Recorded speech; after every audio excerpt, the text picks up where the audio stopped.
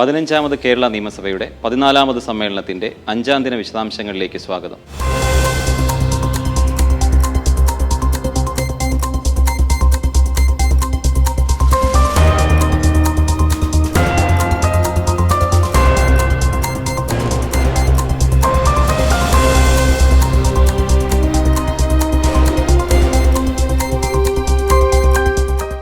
ചോദ്യോത്തരവേളയിൽ ചോദ്യങ്ങളുടെ പട്ടികയിലെ 4 ചോദ്യങ്ങൾക്കാണ് ഇന്ന് മന്ത്രിമാർ സഭയിൽ വാക്കാൽ മറുപടി നൽകിയത്.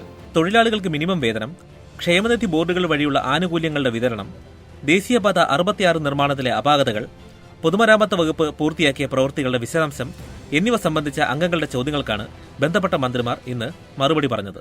ചുമട്ടു തൊഴിലാളികളുടെ നൈപുണ്യ പരിശീലനത്തിന് 2 കോടി രൂപ വകയിരുത്തിയതായി മന്ത്രി വി ശിവൻകുട്ടി സഭയെ അറിയിച്ചു. പുതിയ ചുമട്ടുതൊഴിലാളി സമൂഹത്തെ വാർത്തെടുക്കുക എന്ന ലക്ഷ്യം മുന്നിൽ കണ്ട് ചുമട്ടുതൊഴിലാളി ക്ഷേമ ബോർഡ് ആവിഷ്കരിച്ച് നടപ്പിലാക്കിയ പദ്ധതിയാണ് നവശക്തി. തൊഴിലാളികൾക്കും നൈപുണ്യ പരിശീലനം നൽകുന്നതിന് തീരുമാനിച്ചിട്ടുണ്ട്. സർ, ആയതിനായി ബോർഡിന്റെ തനത് ഫണ്ടിൽ നിന്നും ഈ സാമ്പത്തിക വർഷം 2 കോടി രൂപ വകയിരുത്തിയിട്ടുണ്ട്. ദേശീയപാത 66ന്റെ നിർമ്മാണത്തിലെ അപാകതകൾ ദേശീയപാത അതോറിറ്റിയുടെയും കേന്ദ്ര സർക്കാരിന്റെയും ശ്രദ്ധയിൽപ്പെടുത്തുമെന്ന് മന്ത്രി മുഹമ്മദ് റിയാസ് പറഞ്ഞു. ഇപ്പോൾ ഭൂമി ഏറ്റെടുക്കൽ അതൊരു പ്രധാന പ്രശ്നമായിരുന്നു. ഭൂമി ഏറ്റെടുക്കൽ സംസ്ഥാന ഗവൺമെന്റ് നടത്തി. വിവിധ വകുപ്പുകളുടെ കോർഡിനേഷൻ, യൂട്ടിലിറ്റി ഷിഫ്റ്റിംഗ് ഉൾപ്പെടെ സ്റ്റേറ്റ് ഗവൺമെന്റ് നടത്തുന്നു. നിർമ്മാണവുമായി ബന്ധപ്പെട്ട പൂർണ്ണമായ ഉത്തരവാദിത്തം നാഷണൽ ഹൈവേ അതോറിറ്റി ഓഫ് ഇന്ത്യക്കാണ്. അതിൽ ആ കാര്യങ്ങൾ അവർ നിർവഹിച്ചു വരുന്നു. ഇതുമായി ബന്ധപ്പെട്ട് ശ്രദ്ധയിൽപ്പെടുത്തേണ്ട കാര്യങ്ങളൊക്കെ തന്നെ ദേശീയപാത അതോറിറ്റിയെയും കേന്ദ്ര സർക്കാരിനെയും പല ഘട്ടങ്ങളിലായി മുഖ്യമന്ത്രിയും പൊതുവെ സർക്കാരും വകുപ്പ് മേധാവികളുമൊക്കെ തന്നെ ശ്രദ്ധയിൽപ്പെടുത്തിയിട്ടുണ്ട്.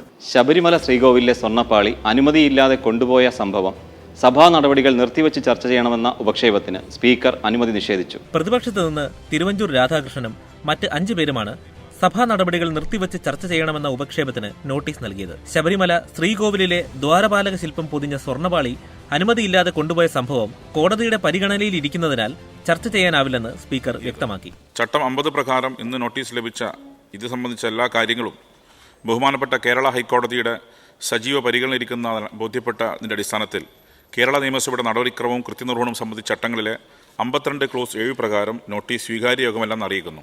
സ്വർണ്ണപാളിയുടെ ഭാരം 4 കിലോയോളം കുറഞ്ഞുവെന്ന് കണ്ടെത്തിയിട്ടും ദേവസ്വം ബോർഡും സർക്കാരും അവരെ സംരക്ഷിക്കുകയാണെന്ന് പ്രതിപക്ഷ നേതാവ് വി ഡി സതീശൻ ആരോപിച്ചു.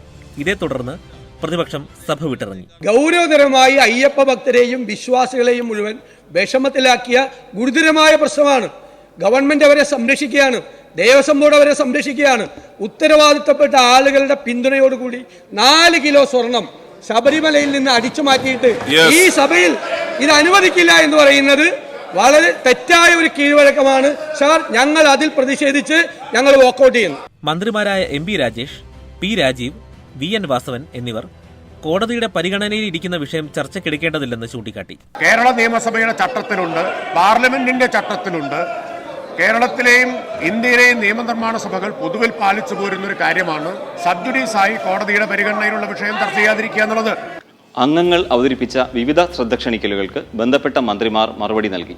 പ്ലാസ്റ്റിക് ഗ്ലാസുകൾ നിരോധിച്ചതിനെ തുടർന്ന് ഉപയോഗത്തിൽ വന്നിട്ടുള്ള പേപ്പർ ഗ്ലാസുകൾ സൃഷ്ടിക്കുന്ന ആരോഗ്യ പാരിസ്ഥിതിക പ്രശ്നങ്ങളും അവ നിരോധിക്കേണ്ടതിന്റെ ആവശ്യകതയും സംബന്ധിച്ച് മാത്യു ടി തോമസ് അവതരിപ്പിച്ച ശ്രദ്ധ ക്ഷണിക്കലിന് മന്ത്രി എം പി രാജേഷ് മറുപടി നൽകി.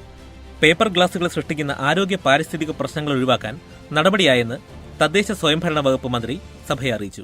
വ്യാപകമായ ഉപയോഗത്തിൽ വന്നിട്ടുള്ള പേപ്പർ ഗ്ലാസുകൾ സൃഷ്ടിക്കുന്ന ആരോഗ്യ പാരിസ്ഥിതിക പ്രശ്നങ്ങൾ കണക്കിലെടുത്ത് ഒറ്റത്തവണ ഉപയോഗമുള്ള പ്ലാസ്റ്റിക് കോട്ടിങ്ങോട് കൂടിയ പേപ്പർ കപ്പുകൾ ഉൾപ്പെടെയുള്ള ഡിസ്പോസബിൾ വസ്തുക്കളുടെ ഉപഭോഗം കുറയ്ക്കുന്നതിലേക്കും പൊതുസ്ഥലങ്ങളിൽ വലിച്ചെറിയപ്പെടാതിരിക്കുന്നതിനും തദ്ദേശ സ്ഥാപന തലത്തിൽ ജനങ്ങൾക്കിടയിൽ ബോധവൽക്കരണ പ്രവർത്തനങ്ങളും തിരുത്തൽ നടപടികളും സ്വീകരിച്ചു വരുന്നു.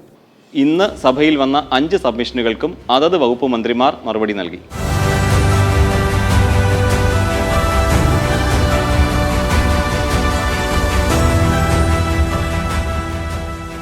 തുടർന്ന് വിവിധ അനൌദ്യോഗിക ബില്ലുകളുടെ അവതരണാനുമതിക്ക് വേണ്ടിയുള്ള ഉപക്ഷേപത്തിന്മേലുള്ള ചർച്ച നടന്നു. 2022 കേരള പുസ്തക പ്രസാധക വിതരണവും സംരക്ഷണവും നിയന്ത്രണവും ബിൽ, 2025 തെരുവോര പുനരധിവാസ ബിൽ, 2024 കേരള സ്ത്രീ സൗഹൃദ തൊഴിലിടവൽക്കരണം ബിൽ എന്നിവയാണ് ഇന്ന് സഭയിൽ അവതരണാനുമതി തേടിയത്. ബിൽ സംബന്ധിച്ച ചർച്ചകളിൽ വിവിധ അംഗങ്ങൾ പങ്കെടുത്തു.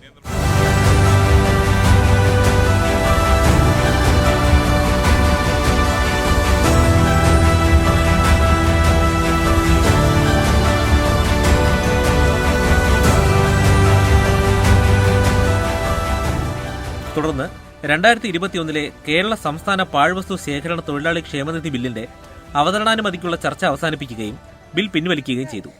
അനേകം പേർ ഈ പാഴ്വസ്തു ശേഖരണത്തിൽ തൊഴിൽ ഏർപ്പെട്ടിരിക്കുന്നു എന്നത് മുൻനിർത്തിക്കൊണ്ട് അവർക്ക് വേണ്ടി ഒരു ക്ഷേമനിധി രൂപീകരിച്ചുകൊണ്ട് ഈ ബില്ലിൽ ആവശ്യപ്പെട്ടിട്ടുള്ള കാര്യങ്ങൾ അംഗീകരിച്ച് അവരെ ഒരു തൊഴിലാളികളായി അംഗീകരിക്കുന്ന ഒരു സമൂഹമായി ഈ കേരള സമൂഹം മാറണമെന്ന വിനീതമായ അഭ്യർത്ഥന ഈ സഭയ്ക്ക് മുൻപാകെ വെച്ചുകൊണ്ട് ഞാൻ ഈ ബില്ലിലുള്ള ചർച്ച അവസാനിപ്പിക്കുന്നു സർ. നടപടികൾ പൂർത്തിയാക്കി ഉച്ചയ്ക്ക് 12:21 സഭ ഇന്നത്തേക്ക് പിരിഞ്ഞു. സെപ്റ്റംബർ 29 സഭ ഇനി സമ്മേളിക്കുക. ഓർഡർ.